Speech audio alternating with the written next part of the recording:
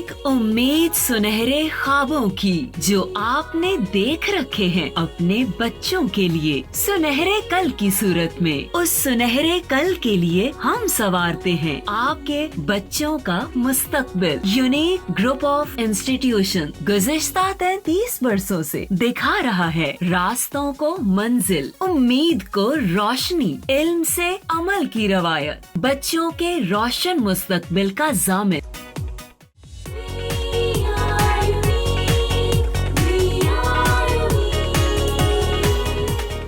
बिस्मिल्लाहिर्रहमानिर्रहीम। My name is Sobia Amin. 9th class के online lecture series के नेक्स्ट लेक्चर के साथ बेटा आज हमने स्टार्ट करना है chapter number 4 and chapter number 4 का नेम है टर्निंग अफेक्ट ऑफ फोर्सेस। अच्छा बेटा, टर्निंग अफेक्ट का मतलब होता है किसी भी चीज़ को टर्न करने का अफेक्ट, यानी उसमें किसी उस बॉडी के अंदर रोटेशन प्रोड्यूस करना बाय अप्लाइंग दी फोर्स। हम इस चैप्टर में टर्निंग अफेक्ट ऑफ फोर्सेस को स्टडी करेंगे। उसके साथ साथ बेटा हम फोर्सेस क्या हैं, पैरेलल फोर्सेस कौन सी होती हैं, फिर उसकी टाइप्स क्या हैं, like parallel forces, unlike parallel forces. अगर फोर्सेस हैं तो उनकी एडिशन के लिए कौन सा रूल यूज़ होता है, इसको भी स्टडी करेंगे। फिर इसके साथ साथ बेटा हम रेजोल्यूशन ऑफ फोर्सेस, यानी एक फोर्स है उसको उसके कंपोनेंट्स में किस तरह से रिजॉल्व किया जाता है, इसको स्टडी किया जाएगा। रिजिड बॉडी क्या होती है, एक्सिस ऑफ रोटेशन क्या होता है, इन चीज़ों को स्टडी करेंगे। उसके साथ साथ बेटा टर्निंग इफेक्ट ऑफ फोर्स, जिसको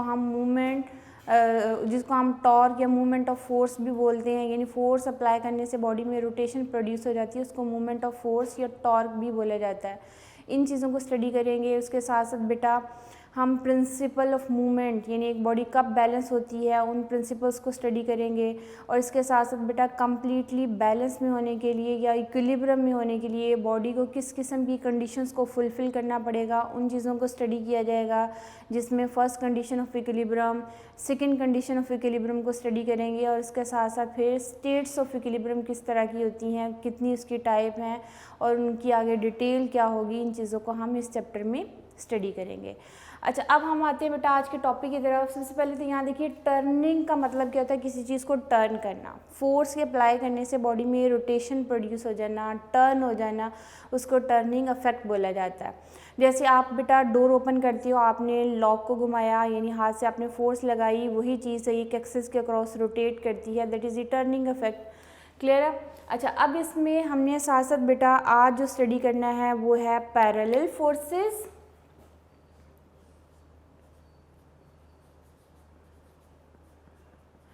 पैरेलल का मतलब क्या होगा बेटा, पैरेलल डायरेक्शन में अप्लाई करने वाली फोर्सेस, यानी ये वो फोर्सेस होंगी जिनकी डायरेक्शन जो है या तो सेम होगी या ऑपोजिट होगी।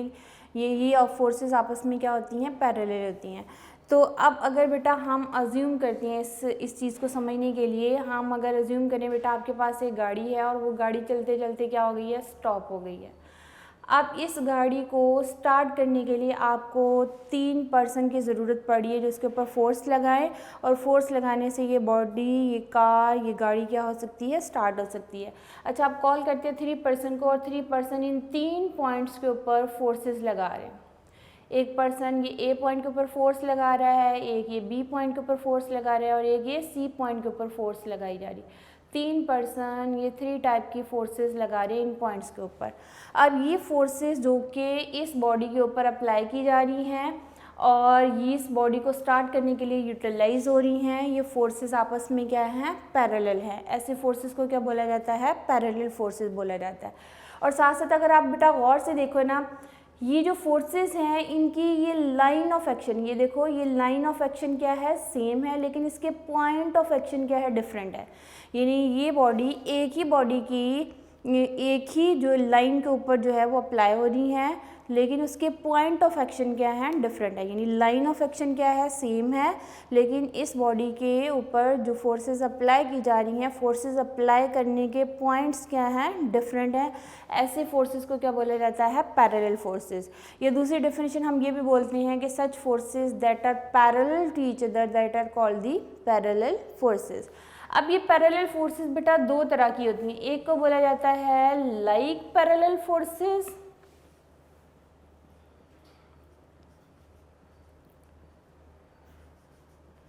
लाइक पैरेलल फोर्सेस, और इसकी दूसरी टाइप है unlike parallel forces.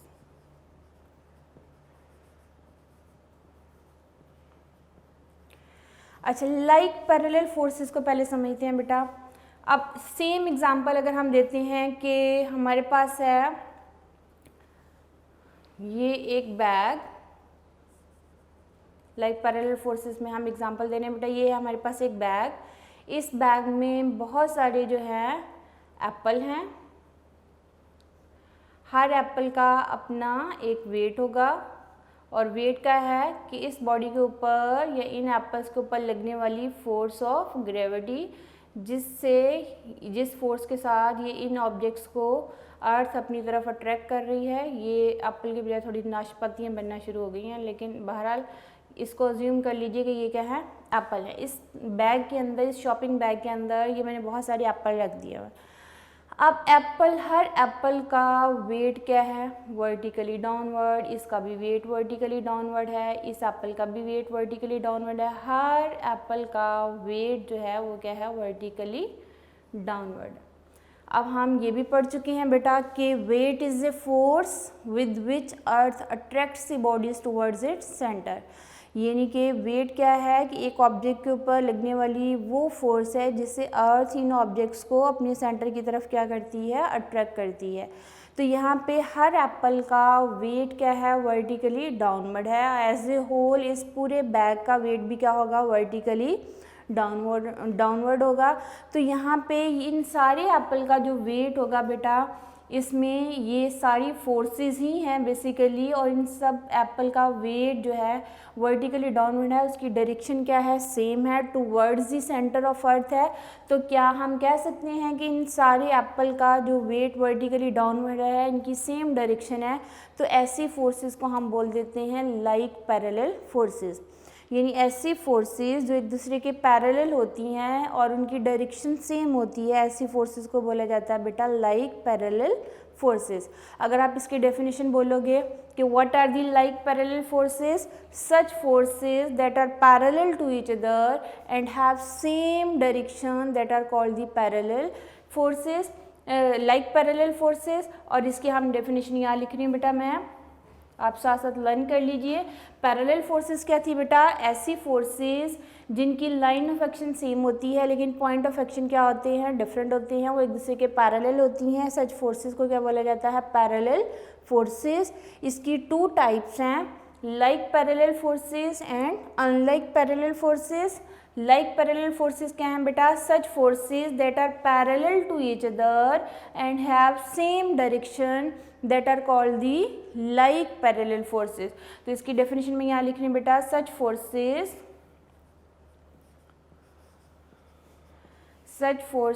That are parallel to each other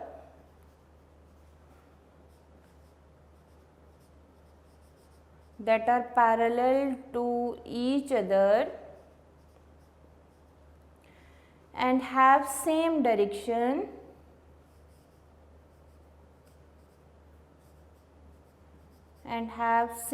direction that forces are called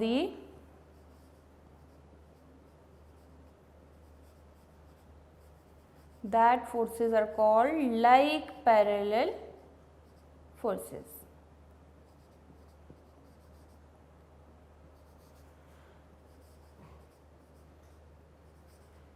ऐसी फोर्सेस जो एक दूसरे के पैरेलल होती हैं और उनकी डायरेक्शन सेम होती है, उनको क्या बोला जाता है, लाइक पैरेलल फोर्सेस। यानी ऐसे फोर्सेस जिनकी डायरेक्शन क्या हो बेटा, सेम डायरेक्शन हो और वो एक दूसरे के पैरेलल भी हों, ऐसी फोर्सेस को क्या बोला जाएगा, लाइक पैरेलल फोर्सेस। जिसमें मैंने ये एग्जांपल दी है बेटा कि ये जितने एप्पल है इन सब का वेट क्या है, वर्टिकली डाउनवर्ड है। ये सारे वेट जो है वर्टिकली डाउनवर्ड है, तो इन सबके वेट आपस में क्या हुए, पैरेलल हुए, तो ये क्या कहलाएंगे, पैरेलल फोर्सेस कहलाएंगे।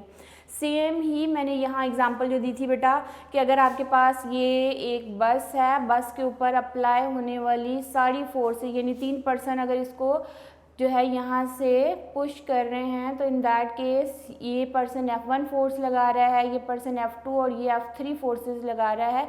ये तो तीनों फोर्सेस की डायरेक्शन सेम है। जब डायरेक्शन सेम है तो ये क्या कहलाएंगे बेटा, लाइक पैरेलल फोर्सेस।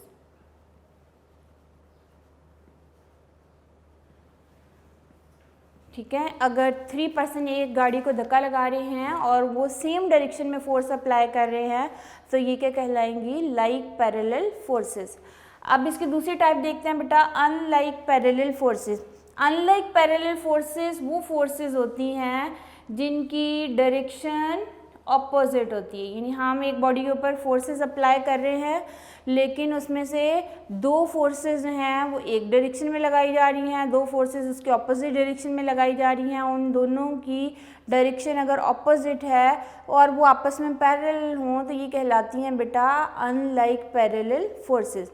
जैसे मैं अज्यूम कर रही हूँ कि मेरे पास है एक बेटा ब्लॉक और उस ब्लॉक को मैंने जो है एक स्ट्रिंग की मदद से हैंग कर दिया हुआ। ये एक स्टैंड है मेरे पास, इस स्टैंड के साथ मैंने जो है एक स्ट्रिंग अटैच की, यहाँ से मैंने इस पोर्ट के साथ एक स्ट्रिंग अटैच की और इस स्ट्रिंग के साथ मैंने एक जो है वुडन ब्लॉक उसको हैंग कर दिया।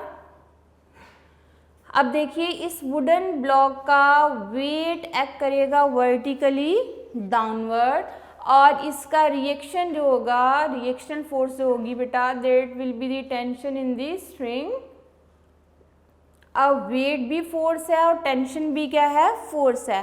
वेट की डायरेक्शन डाउनवर्ड है और टेंशन की डायरेक्शन क्या है, along the string upward direction है। ये और ये फोर्सेस एक दूसरे के पैरेलल हैं, सेम बॉडी के ऊपर अप्लाई हो रही हैं, इनकी लाइन ऑफ एक्शन भी सेम है लेकिन इनके पॉइंट ऑफ एक्शन क्या है, डिफरेंट है। ये फोर्स डाउनवर्ड डायरेक्शन में है, ये अपवर्ड डायरेक्शन में है। इन दोनों की डायरेक्शन एक दूसरे के ऑपोजिट होने की वजह से इनको क्या बोला जाएगा, unlike parallel forces.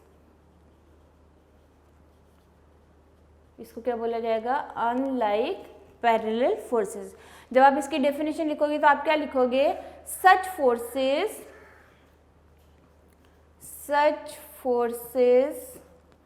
that are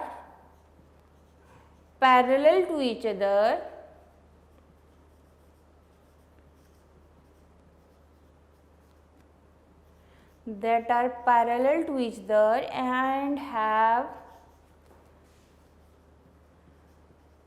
and have direction opposite to each other,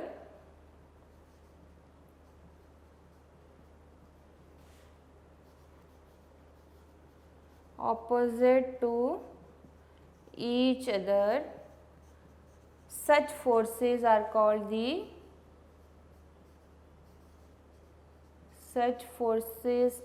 called unlike parallel forces.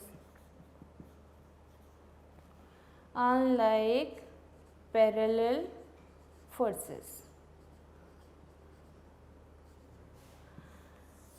अच्छा, फिर से देखिए बेटा, हम चैप्टर नंबर 4 स्टार्ट कर रहे हैं। चैप्टर नंबर 4 का नेम क्या है, turning effect of the forces, यानी फोर्सेस के अप्लाई करने से बॉडी में रोटेशनल इफेक्ट प्रोड्यूस हो जाना या रोटेशन प्रोड्यूस हो जाना, वो क्या कहलाता है, turning effect of the forces. जिसमें फर्स्ट हमारा टॉपिक जो है that is the 4.1 topic, that are the parallel forces, like and unlike parallel forces जो है इसमें हम स्टडी कर रहे हैं। बेटा फोर्स क्या थी, कोई पुश या फिर पुल, एक ऐसी एजेंसी बॉडी के ऊपर अप्लाई होती है जो बॉडी को पुश कर सकती है या पुल कर सकती है। ऐसी एजेंसी को क्या हम बोलते हैं, फोर्स बोलते हैं। हमने चैप्टर नंबर 3 में जो फोर्स की डेफिनेशन पढ़ी उसमें हमने क्या पढ़ा था बेटा कि ए फोर्स मूव्स और टेंड्स टू मूव, स्टॉप और tends to stop the motion of the body and force can also change the direction of the motion of the body. ये हमने फोर्स की एक कम्प्रिहेंसिव डेफिनेशन चैप्टर नंबर 3 में पढ़ी थी बेटा। और अब जो है हम पैरेलल फोर्सेस के बारे में पढ़ रहे हैं। तो पैरेलल फोर्सेस क्या होती हैं बेटा, ऐसी फोर्सेस जिनकी लाइन ऑफ एक्शन सेम होती है लेकिन पॉइंट ऑफ एक्शन क्या होती हैं, डिफरेंट होती हैं, और वो फोर्सेस एक दूसरे की क्या होती हैं, पैरेलल होती हैं।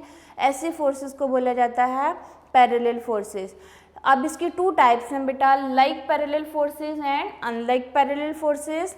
लाइक पैरेलल फोर्सेस क्या होंगी? ऐसी फोर्सेस जो एक दूसरे के पैरेलल हैं और उनकी सेम डायरेक्शन है, ऐसी फोर्सेस को बोला जाएगा like parallel forces. And unlike parallel forces क्या होती हैं बेटा? ऐसी फोर्सेस जो कि एक दूसरे के पैरेलल होती हैं लेकिन उनकी डायरेक्शन एक दूसरे की क्या होती है? ऑपोजिट होती है। ऐसी फोर्सेस को क्या बोला जाता है? अनलाइक पैरेलल फोर्सेस कहा जाता है। जिसमें हमने लाइक पैरेलल फोर्सेस में एग्जांपल ही बेटा कि अगर आपके पास एक शॉपिंग बैग है, उसमें बहुत सारे एप्पल हैं, हर एप्पल का वेट क्या होगा? वर्टिकली डाउनवर्ड है, और उस पूरे होल जो है बैग का वेट भी क्या है? वर्टिकली डाउनवर्ड है। तो इसमें हम कह सकते हैं कि हर एप्पल का जो वेट वर्टिकली डाउनवर्ड है, तो ये सारी फोर्सेस जो इसके ऊपर अप्लाई हो रही हैं वो सारी क्या है? उनकी डायरेक्शन सेम होने की वजह से हम उनको क्या बोलते हैं? लाइक पैरेलल फोर्सेस कहा जाता है। अब इसमें दूसरी एग्जांपल हमने दी है बेटा कि अगर आपके पास कोई भी बस है, उस बस को 3% डिफरेंट पॉइंट के ऊपर एक ही डायरेक्शन में फोर्स अप्लाई कर रहे हैं, तो ये सारी फोर्सेस एक दूसरे के क्या हैं? पैरेलल हैं और सेम डायरेक्शन में अप्लाई हो रही हैं, तो इसको क्या बोला जाएगा? लाइक पैरेलल फोर्सेस कहा जाएगा। अनलाइक पैरेलल फोर्सेस में हमने बात की कि ऐसी फोर्सेस जो कि एक दूसरे के पैरेलल है लेकिन डायरेक्शन क्या है? एक दूसरे के ऑपोजिट है, ऐसी फोर्सेस को क्या बोला जाता है? Unlike parallel forces. एग्जाम्पल में हमने क्या कहा बेटा कि हमारे पास एक वुडन ब्लॉक है जिसका मास m है, उसको हमने एक स्ट्रिंग की मदद से एक हुक के साथ, एक फिल्म स्पोर्ट के साथ हमने उसको बांध दिया हुआ है, टाई कर दिया है। तो इस केस में इस ऑब्जेक्ट का वेट एक्ट होगा वर्टिकली डाउनवर्ड और रिएक्शनल फोर्स इसमें होगी that will be the tension in the string. अगर वेट एक्शन है तो टेंशन क्या होगी बेटा? रिएक्शन होगी। एक्शन एंड रिएक्शन हमेशा जो है पेयर की फॉर्म में एक्ट होते हैं। यहाँ पे बेटा देखें कि वेट एक्ट हो रहा है वर्टिकली डाउनवर्ड, इसकी डायरेक्शन डाउनवर्ड है, टेंशन स्ट्रिंग के अंदर है, इसकी डायरेक्शन अपवर्ड है। ये दोनों फोर्सेस एक दूसरे के पैरेलल तो है लेकिन इनकी डायरेक्शन एक दूसरे की क्या है? ऑपोजिट है। ऐसी फोर्सेस को हम क्या बोलेंगे? अनलाइक पैरेलल फोर्सेस कहा जाएगा। अच्छा, अब इसकी प्रैक्टिस के लिए मैं एक और एग्जांपल बेटा आपको दे रही हूँ। मेरे पास है ये एक वुडन लॉग, ठीक है, ये एक वुडन लॉग है, इसका एक पीस मैंने काट दिया हुआ है और इसको मैंने दो स्ट्रिंग की मदद से, ये एक स्ट्रिंग है, एक ये स्ट्रिंग है, मैंने बांध दिया। बांधने के बाद इस पोर्ट के साथ मैंने इसको लटका दिया हुआ। क्लियर है? अब इस वुडन लॉग का जो वेट होगा वो वेट एक्ट करेगा बेटा वर्टिकली डाउनवर्ड, और ये स्ट्रिंग जो है इसके अंदर टेंशन को अगर मैं T1 का नेम दे देती हूँ और इस स्ट्रिंग के अंदर जो टेंशन होगी उसको मैं T2 का नेम दे देती हूँ बेटा। तो अब गौर से देखिए, वेट डाउनवर्ड है, टेंशन क्या है? T1 अपवर्ड है, ये वेट डाउनवर्ड है, T2 क्या है? अपवर्ड है। अब इसको अगर आप गौर से देखो ना बेटा, जो T1 एंड T2 यानी ये टेंशन और ये टेंशन जो है बेटा इनकी डायरेक्शन सेम है। T1 एंड T2 फोर्सेस जो होंगी वो कहलाएंगी लाइक पैरेलल फोर्सेस, लेकिन वेट के रेफरेंस से अगर हम इसको देखेंगे T1 अपवर्ड डायरेक्शन में है और वेट क्या है? डाउनवर्ड डायरेक्शन में है, तो ये दोनों आपस में क्या होंगी? अनलाइक पैरेलल फोर्सेस कहलाएंगी, यानी T1 एंड W क्या होगी? Unlike parallel forces. सिमिलरली बेटा T2 एंड W क्या होगा? अनलाइक पैरेलल फोर्सेस कहलाएंगी। अब एक और एग्जांपल, अगर हम इसको टेंशन एंड वेट की फॉर्म में नहीं बल्कि फोर्सेस की फॉर्म में लिखते हैं बेटा, तो फिर देखिए बेटा मेरे पास है ये एक ट्यूबलाइट। इस ट्यूबलाइट के ऊपर मैंने जो है दो फोर्सेस अप्लाई की हैं अपवर्ड डायरेक्शन में। ये फोर्स F1 है, ये फोर्स क्या है बेटा? F2, और ये फोर्स क्या है? F3। अब गौर से देखो, F1 एंड F2 जो है वो एक दूसरे के पैरेलल हैं, ये सेम डायरेक्शन में है, तो ये कहलाएंगी लाइक पैरेलल फोर्सेस। लेकिन F1 एंड F3 एक दूसरे के जो है वो डायरेक्शन दोनों की ऑपोजिट है पैरेलल, लेकिन इनकी डायरेक्शन एक दूसरे की क्या है? ऑपोजिट। F1 एंड F3 क्या कहलाएंगी? Unlike parallel forces. Similarly F2 and F3 भी क्या कहलाएंगी? अनलाइक पैरेलल फोर्सेस कहलाएंगी। तो ये थी बेटा like parallel forces and unlike parallel forces. तो इसका कॉन्सेप्ट मेरा ख्याल है आपको समझ आ गया होगा कि पैरेलल फोर्सेस क्या हैं? ऐसी फोर्सेस जो एक दूसरे के पैरेलल होती हैं कहलाती हैं पैरेलल फोर्सेस, या इसकी दूसरी डेफिनेशन हम बोलते हैं बेटा कि such forces that have same line of action but different point of action of force that are called the parallel forces. There are two types of the force parallel forces, like parallel forces and unlike parallel forces. Like parallel forces क्या होंगे बेटा? Such forces that are parallel to each other and have same direction that are called the like parallel forces. And unlike parallel forces क्या है? Such forces that are parallel to each other but have direction opposite to each other. इसमें हमने example दी बेटा wait and tension की. इसमें wait and tension एक दूसरे के ऑपोजिट हैं, ये क्या कहलाएंगी? Unlike parallel forces. और यहाँ पे हमने एक बस के ऊपर अप्लाई होने वाली ये 3 फोर्सेस, इन सब की डायरेक्शन सेम है, तो ये कहलाएंगे बेटा लाइक पैरेलल फोर्सेस. यहाँ हमने एक और एग्जांपल दी है, ये वुडन लॉग को हमने 2 स्ट्रिंग की मदद से जो है वो एक सपोर्ट के साथ बांध दिया. यहाँ T1 and W unlike parallel forces होंगी, T2 एंड W भी क्या होगी? अनलाइक पैरेलल फोर्सेस होंगी. लेकिन T1 एंड T2 क्या होंगी बेटा? लाइक पैरेलल फोर्सेस होंगी. तो यहाँ से हम जज कर सकते हैं कि किसी भी बॉडी के ऊपर अप्लाई होने वाली लॉट ऑफ फोर्सेस हैं, तो इसमें से कौन सी फोर्सेस लाइक पैरेलल फोर्सेस हैं और कौन सी फोर्सेस जो हैं वो अनलाइक पैरेलल फोर्सेस कहलाएंगी. तो ये चीज़ थी बेटा इस टॉपिक में 4.1 में. अब हम बात करते हैं रिजल्टेंट फोर्स की, कि नेट फोर्स क्या होगी, रिजल्टेंट फोर्स क्या होगी, उसकी डेफिनेशन क्या है और उसका कंबाइंड इफेक्ट क्या होगा किसी भी बॉडी के ऊपर एक्ट होने वाली बहुत सारी अगर फोर्सेस अप्लाई हो रही हैं. और आप लोग बेटा पढ़ चुके हैं चैप्टर नंबर 3 में भी कि फोर्स जो है वो एक वेक्टर क्वांटिटी है. और हमने ये भी पढ़ा कि वेक्टर क्वांटिटीज़ कौन सी होती हैं बेटा? ऐसी क्वांटिटीज़ जिनकी कंप्लीट डिस्क्रिप्शन के लिए हमें ज़रूरत पड़ती है उसकी डायरेक्शन की भी एंड मैग्नीट्यूड की भी. ठीक है, वो क्या कहलाती हैं? Vector quantities. ये हम चैप्टर वाइज चीज़ें स्टडी कर चुके हैं, फिर से मैं रिन्यू आपको करवा देती हूँ. ये है अब हमने पढ़ना रिजल्टेंट फोर्स.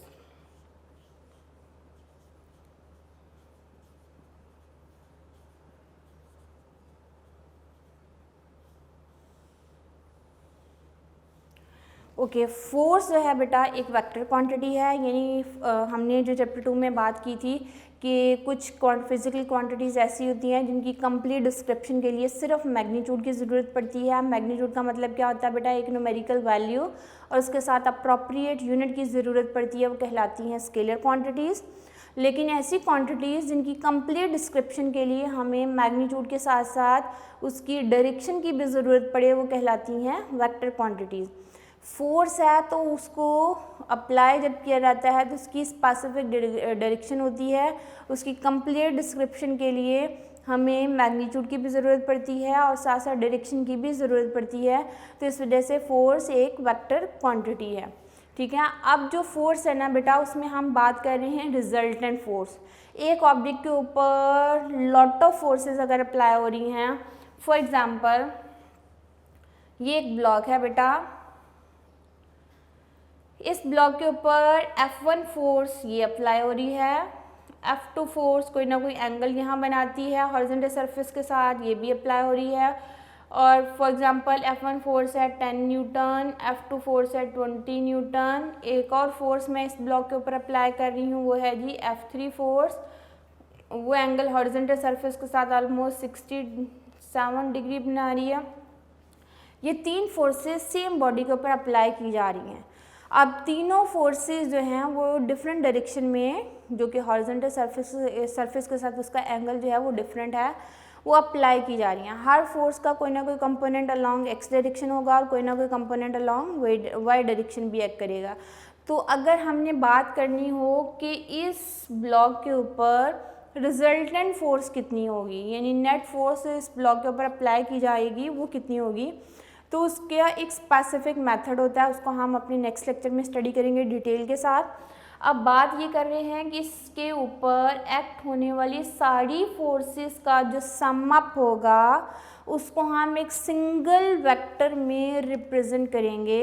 यानी एक ऑब्जेक्ट के ऊपर नंबर ऑफ फोर्सेस एक्ट हो रही हों और उन फोर्सेस को की रिजल्टेंट को या रिजल्टेंट अफेक्ट को हम एक सिंगल वेक्टर के ज़रिए से या सिंगल फोर्स के ज़रिए से हम उसको शो कर दें, उसको रिप्रेजेंट कर दें, तो वो कहलाती है रिजल्टेंट फोर्स, या इसी को हम रिजल्टेंट वेक्टर भी कहते हैं। यानी ये क्वेश्चन अगर आप लोगों को शॉर्ट आता है ना, तो ये दो तरह से आएगा बेटा, what is the resultant force, या सेम क्वेश्चन जो है सेम आंसर होगा, लेकिन आपको क्वेश्चन क्या आ सकता है, what is the resultant vector. ठीक है, रिजल्टेंट फोर्स आए या रिजल्टेंट वेक्टर आए, सेम डेफिनेशन लिखनी है, सेम चीज़ होगी, सेम वर्डिंग होगी, सिर्फ एक लफ्ज़ चेंज करेंगे हम। मैं भी डेफिनेशन लिखती हूँ, फिर आपको बताती हूँ कि कौन सा लफ्ज़ चेंज किया जाएगा। बेटा रिजल्टेंट फोर्स होती है, resultant force is a single force, resultant force is a single force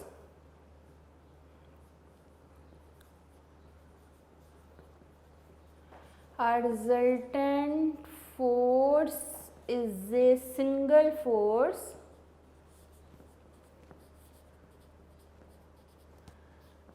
that has same effect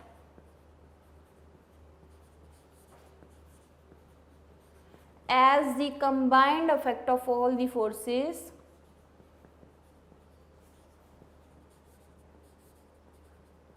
combined effect of all the forces to be added।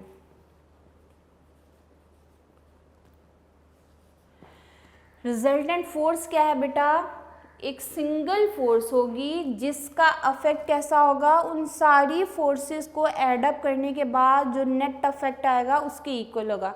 उस वेक्टर को, उस फोर्स को क्या बोला जाएगा, रिजल्टेंट फोर्स कहा जाएगा।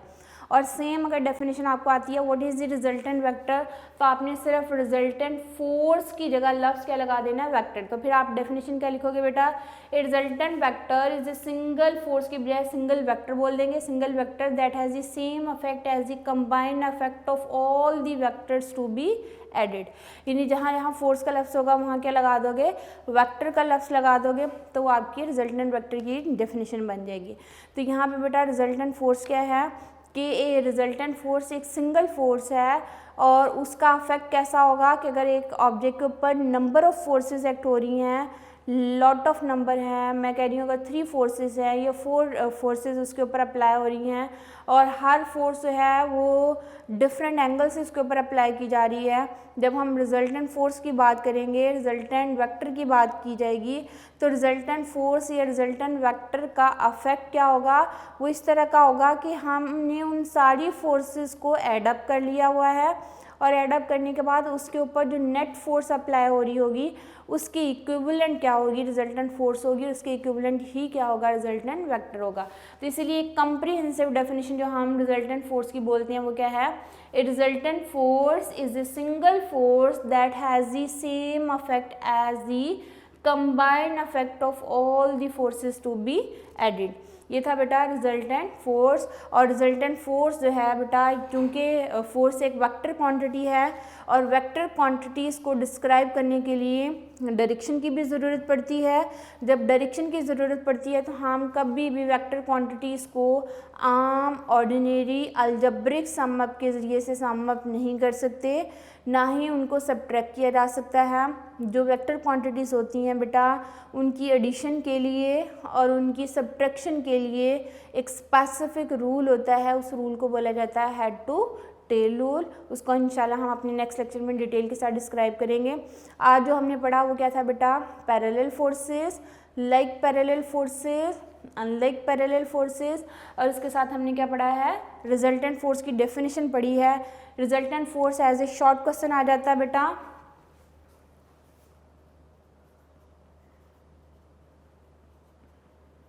ठीक है, ये शॉर्ट क्वेश्चन है। डिफाइंड रिजल्टेंट फोर्स, या दूसरा मैंने क्या बोला है बेटा, डिफाइंड रिजल्टेंट वेक्टर। इंपॉर्टेंट है बेटा, आपकी बुक के ऊपर पिंक बॉक्स में इसकी डेफिनेशन कम्प्रीहेंसिव डेफिनेशन है। कम्प्रीहेंसिव डेफिनेशन का मतलब बेटा ये 1 सेंटेंस डेफिनेशन है, ठीक है। इसमें इसकी जो एक ही सेंटेंस है, एक सेंटेंस को जो मीनिंग है, जो डिस्क्रिप्शन है, उसके पीछे पूरी एक हिस्ट्री होती है, पूरी एग्जांपल्स होती हैं, यानी उन सब का समराइज जो है अफेक्ट को हमने एक सेंटेंस में डिस्क्राइब कर दिया। इसमें आप जब डेफिनेशन लर्न करोगे तो आपने कोई लफ्ज़ जो है आगे पीछे नहीं करना, क्योंकि अगर आप अपनी मर्ज़ी से इसमें से कोई एक लफ्ज़ भी डिलीट कर देते हो या कोई और नया लफ्ज़ प्रपोजिशन का नया ऐड कर देते हो तो इस डेफिनेशन के कंप्लीट मीनिंग ही चेंज हो जाएंगे।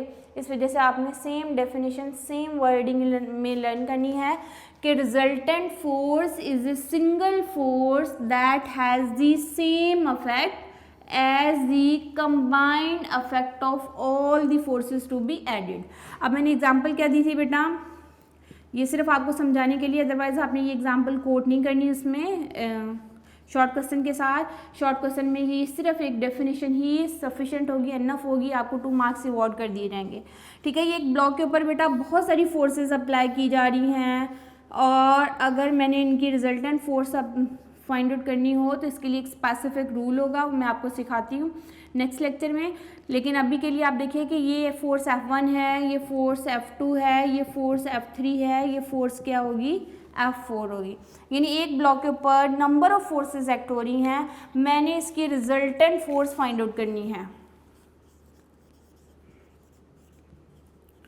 मैंने क्या चीज़ फाइंड आउट करनी है, रिजल्टेंट फोर्स।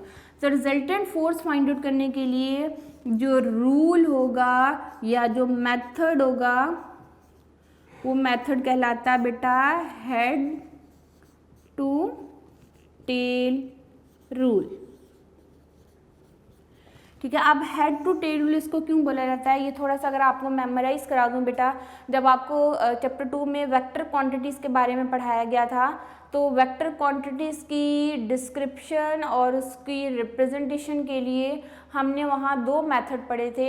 एक मेथड था बेटा symbolically representation of A vector, और दूसरा मेथड हमने पढ़ा था graphically representation of A vector. जब हम बात करते हैं वेक्टर की, तो जब हमने सिंबॉलिकली पढ़ा था बेटा तो हमने क्या बात की थी कि कोई वेक्टर है तो जब हमने उसका सिंबल लिखना होगा या तो उसको बोल्ड कर दिया जाता है या उसके ऊपर एरो लगा दिया जाता है। अगर मैं इसको बुक्स में देखूंगी तो ये लफ्ज़ बोल्ड होगा।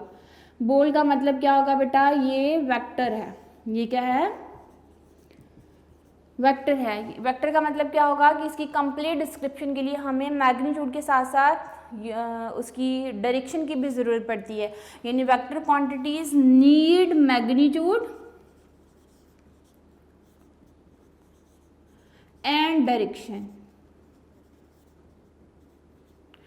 ठीक है। अब इसकी सिंबॉलिकली रिप्रेजेंटेशन में हम बात कैसे करते हैं बेटा कि हमने या तो उसको बोल्ड कर दिया या उसके ऊपर एरो लगा दिया या उसके ऊपर बार लगा दी जाती है या उसके नीचे बार लगा दी जाती है। ये कुछ बुक्स में इसकी सिंबॉलिकली रिप्रेजेंटेशन है बेटा एक वेक्टर क्वांटिटी की। लेकिन जब हम इसको ग्राफिकली रिप्रेजेंट करते हैं किसी भी वेक्टर क्वांटिटी को, तो उस वेक्टर क्वांटिटी को बेटा किस तरह हम जो है वो रिप्रेजेंट करते हैं उसको ज़रा देखिए। ये पहले भी आप लोगों को चैप्टर 2 में चीज़ें डिस्कस की जा चुकी हैं। उसमें फॉर एग्जांपल बेटा फोर्स की बात करते हैं तो एक फोर्स अप्लाई की जा रही है बेटा 10 न्यूटन, ठीक है। तो हम अगर 10 न्यूटन की बात करेंगे तो वो उसकी डायरेक्शन किस तरफ है, नॉर्थ ऑफ ईस्ट है, कितना एंगल बना रही है, वो सारी चीज़ें साथ साथ डिस्कस कर ली जाती हैं। ये हम जो इसको रिप्रेजेंट करेंगे बेटा इस तरह रिप्रेजेंट करेंगे, ये इसकी टेल कहलाएगी, यानी यहाँ से लेके यहाँ तक क्या कहलाएगी, टेल। और ये जो है बेटा एरो, ये इसका कहलाएगा हेड, ठीक है। ये एक वेक्टर, ये एक फोर्स है F1, इसको रिप्रेजेंट किया हमने इस तरह। एक स्ट्रेट लाइन हम लगाएंगे जिस डायरेक्शन में फोर्स अप्लाई की जा रही होगी उसी डायरेक्शन में, और साथ हमने जहाँ वो एंडिंग लाइन होगी उसकी वहाँ पे एरो पुट कर देंगे। ये कंप्लीट शो करेगा बेटा इसकी मैग्नीट्यूड को, और जो हेड होगा वो शो करेगा डायरेक्शन को, यानी टेल शो करेगी मैग्नीट्यूड को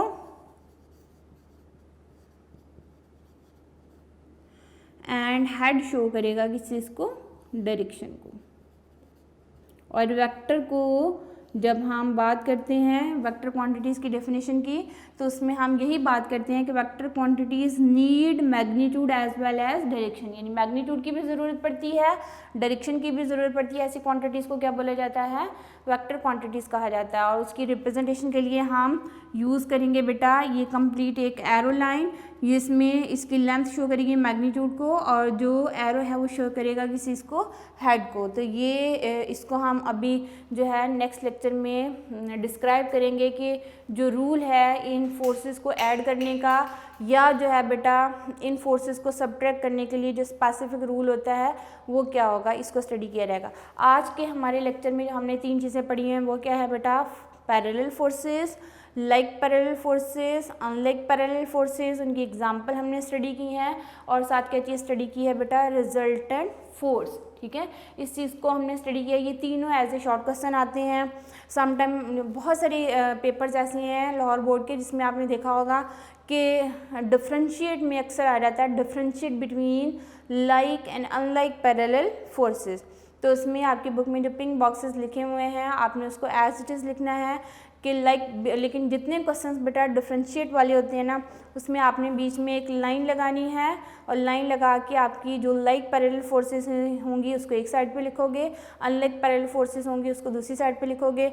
आपको एग्जांपल कोट करना चाहते हैं तो कर सकते हो। जैसे हमने बात की थी बेटा इसमें उसकी ब्लॉक की अनलाइक पैरेलल फोर्सेस में, आप उसको जस्ट एक डायग्राम बना के एक सिंगल सेंटेंस में डिस्क्राइब कर सकते हो।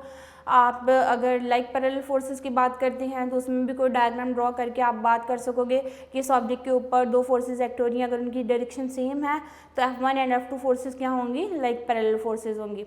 तो इस तरह जो है आप इन क्वेश्चंस को अटैम्प्ट कर सकते हो। अटैम्प्ट करने का मेथड जो है वो आपने सीखना है बेटा कि बोर्ड में या आपके क्वेश्चन पेपर में जितने डिफरेंशिएट वाले क्वेश्चंस आएंगे वो आपने लाइन लगा के लिखना होगा। बेशक वो उनके बीच में डिफरेंशिएट नहीं भी बन रहा, जस्ट उसने पूछा differentiate between atomic physics and nuclear physics, तो फ़ौरन से आप बीच में लाइन लगाओगे, इस साइड पे हेडिंग दे दोगे एटॉमिक फिजिक्स की, इस साइड पे हेडिंग दे दोगे न्यूक्लियर फिजिक्स की, या उसने जो डेफिनेशन आपसे पूछी है या जिस चीज़ का डिफरेंशिएट आपसे पूछा है तो आपने उसकी डेफिनेशन इधर लिख देनी है, उसकी डेफिनेशन इधर लिख देनी है। तो ये आप लोगों का अटैम्प्ट करने का एक प्रॉपर मेथड होगा। अगर आप उसको ऊपर और नीचे जो है हेडिंग के साथ लिखते हो बेटा तो अक्सर एग्जामिनर इसके मार्क्स काट लेते हैं कि हमने तो पूछा था डिफरेंशिएट, ये बच्चे ने लाइन लगा के नहीं लिखा, तो इसका बुरा इंप्रेशन पड़ता है। तो इन चीज़ों को आपने साथ साथ सीखना है। ये आज का लेक्चर बेटा आप लर्न कीजिए, इंतहाई आसान है चीज़ें। इंशाल्लाह जो है हम नेक्स्ट लेक्चर में इन resultant forces, net forces, object के ऊपर जितनी फोर्सेस एक्ट होती हैं उनको किस मेथड से हम एडअप करेंगे या सब्ट्रैक्ट करेंगे, इस मेथड को सीखेंगे इंशाल्लाह। जो है फिर नेक्स्ट लेक्चर के साथ आपके साथ जो है वो डिस्कस की जाएगी ये चीज़ें। अपना बहुत सा ख्याल रखिए, तब तक के लिए अल्लाह हाफ़िज़।